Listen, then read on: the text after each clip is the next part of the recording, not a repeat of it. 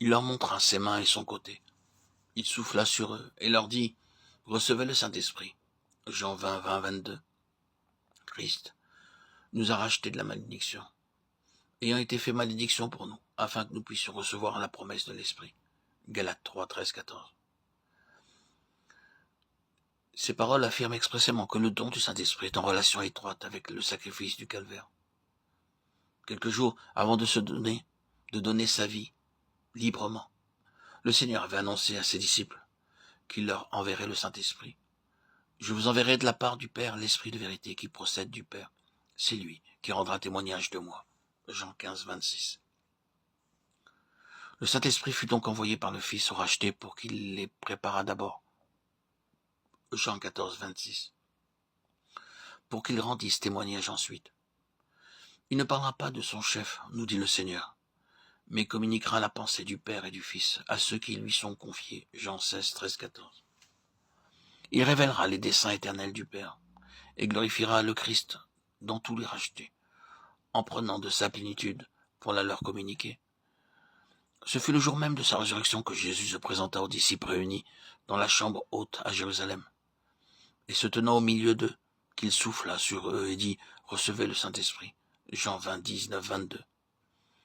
Après l'ascension et lorsqu'il eut reçu du Père la promesse du Saint-Esprit, il en baptisa le petit groupe des disciples qui, dans l'oraison et d'un commun accord, attendaient l'accomplissement de la promesse. Baptême qui devait les rendre capables de rendre témoignage à sa mort et à sa résurrection.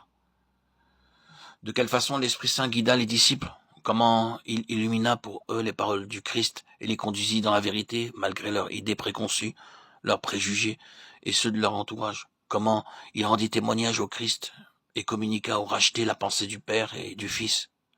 Glorifia le Fils et prit de sa plénitude pour en revêtir les disciples. Nous le constatons en lisant les actes des apôtres.